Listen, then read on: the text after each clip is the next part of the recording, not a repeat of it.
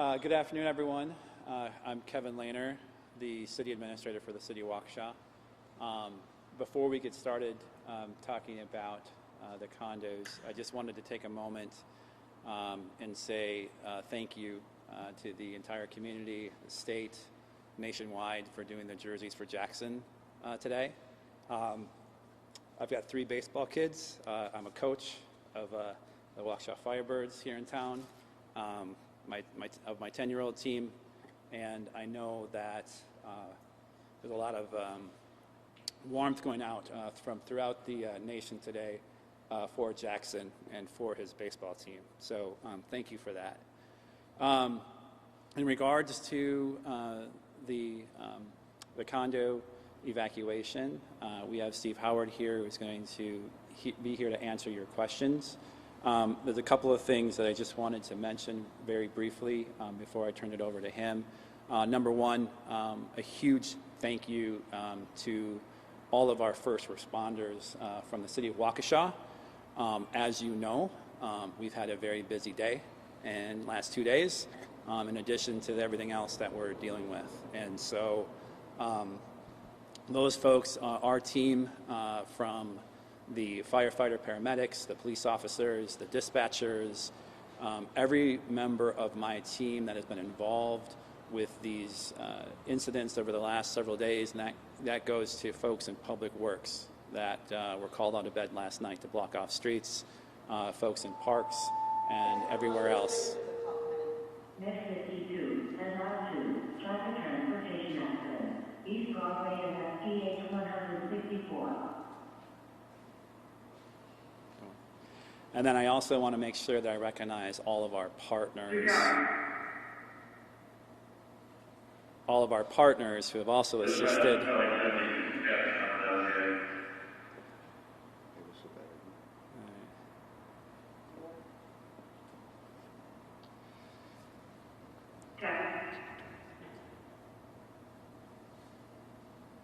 I'm waiting for the all clear from.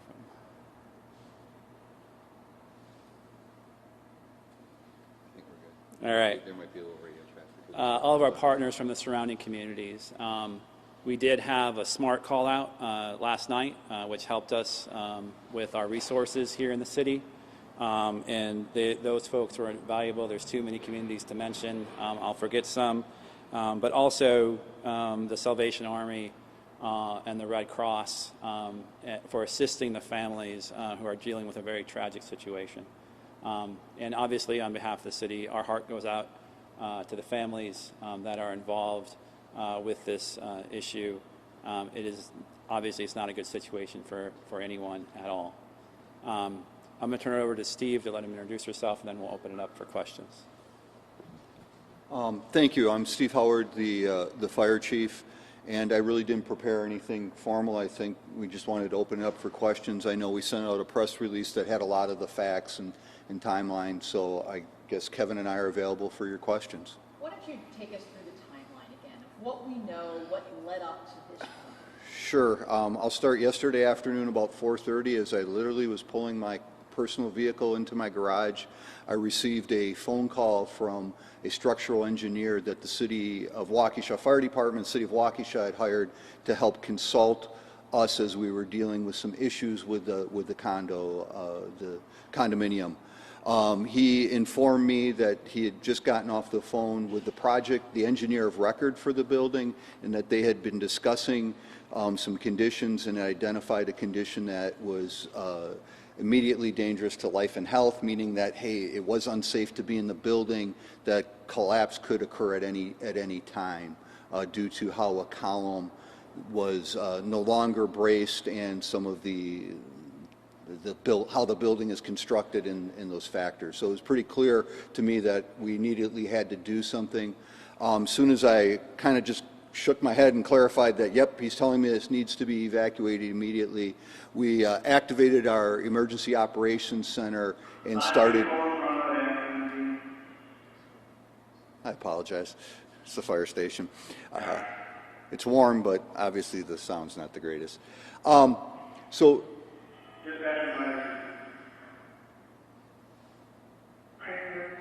is there anything we can do with that? car crash in the middle of the intersection. Major damage, but that's where we got the command.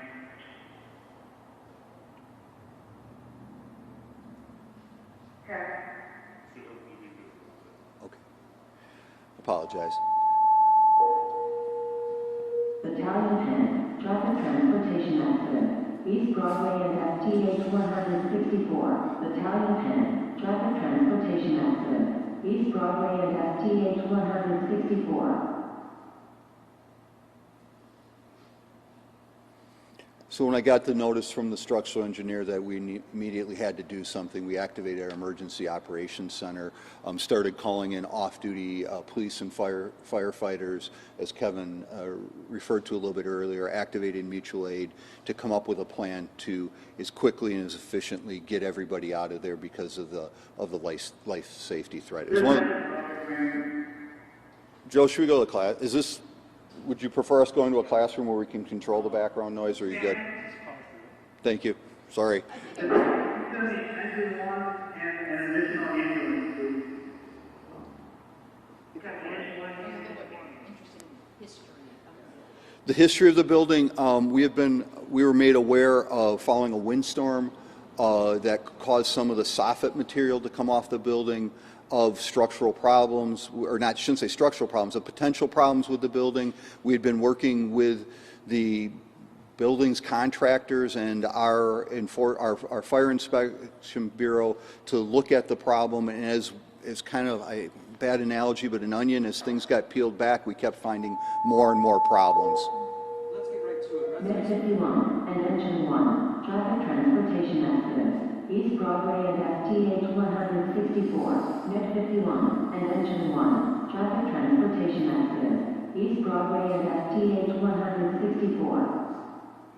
Let's get right to it. Residents want to know, will they be home this weekend? Will they be home for Christmas?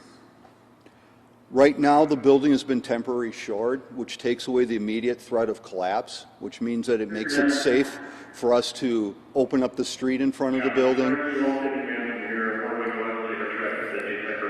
The residents that are to the north and south, those two buildings will be able to be reoccupied. It is still to be determined what the long-term prognosis is for the building. The condo association and city officials, along with their engineers, met this morning. They have a lot to look at and to consider. It's one of those situations where anything can be fixed, because things are built. Does it make economic sense, and all the big picture things that they're going to have to go through. The building is not safe to be in, even with the temporary bracing. The goal of the temporary bracing was to take away the immediate threat of collapse and hopefully make it so that we can develop a plan, they can develop a plan actually, to go in and get some of their possessions. So we're comfortable that temporary bracing right now is at least safe enough that building's not going to collapse? According to the structural engineers and the information that we got, yes, I am not qualified to make that determination. If it weren't for the work that was being done on the balconies, in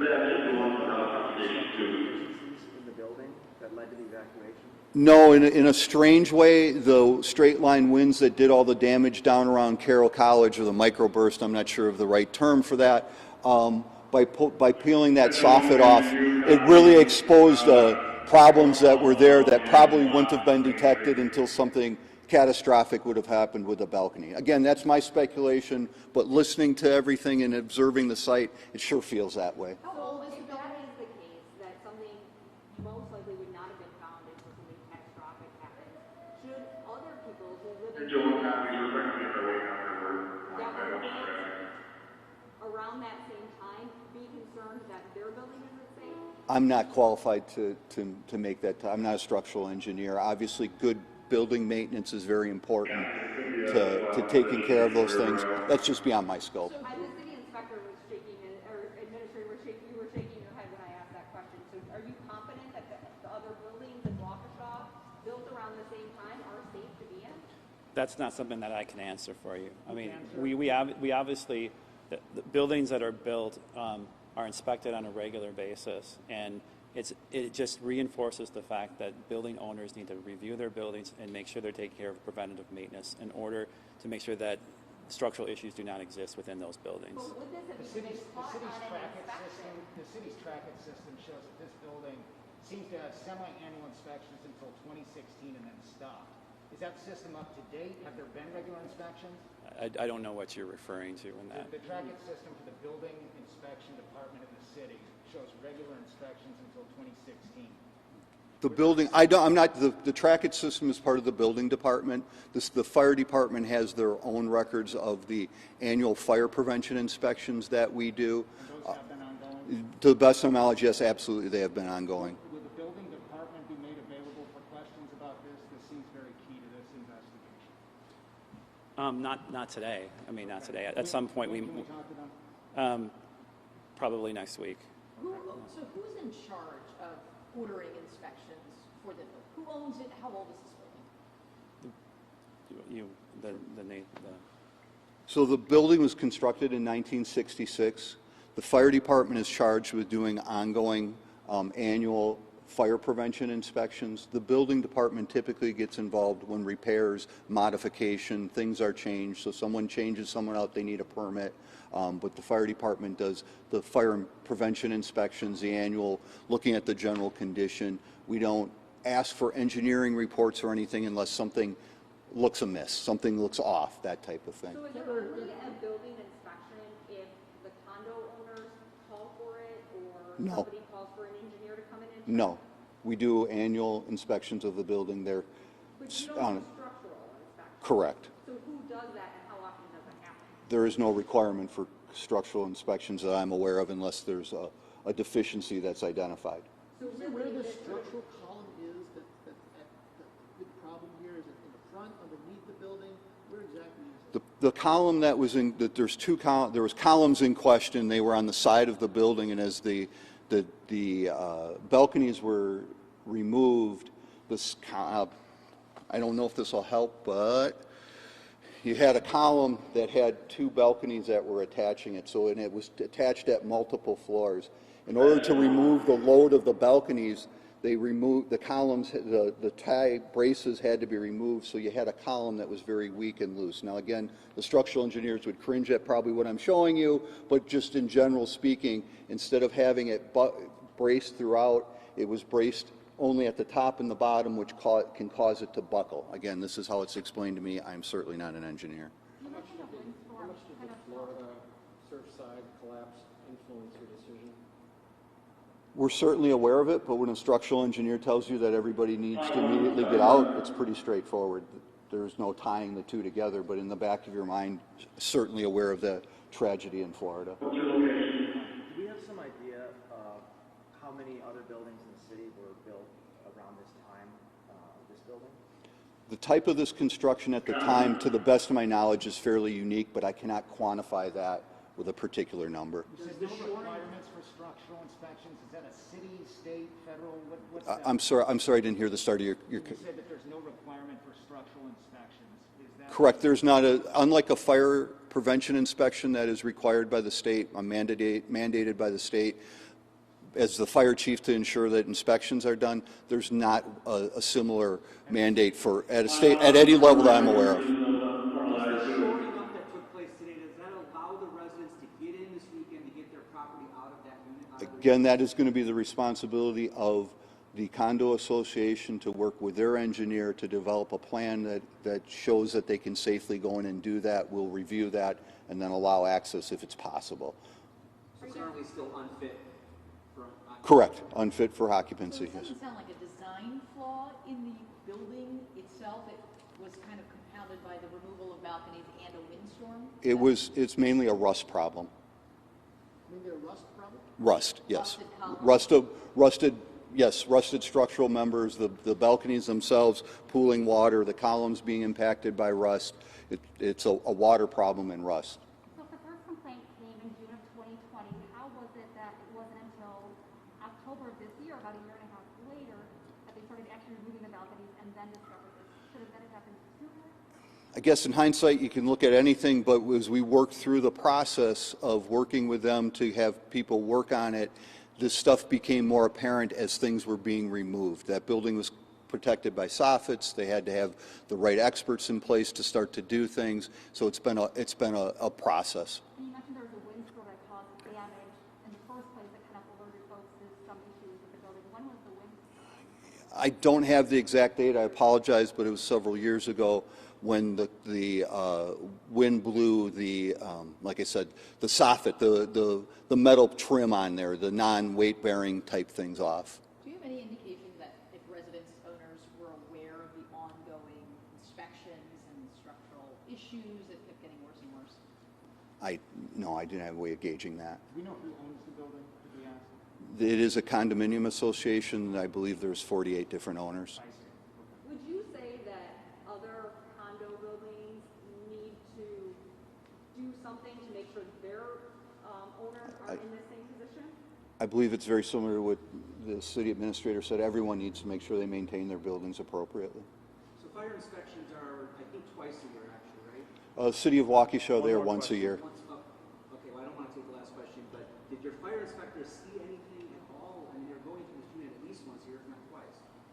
So yes, we did issue orders. That's why the balconies were done. We are part of that code enforcement process that got things moving and after the complaint came in. Are you guys looking at any other buildings in the area for structural damage? There's none that I'm aware of. That's it, guys. We're good. We're good. Thank you, guys. Thank you. Appreciate it.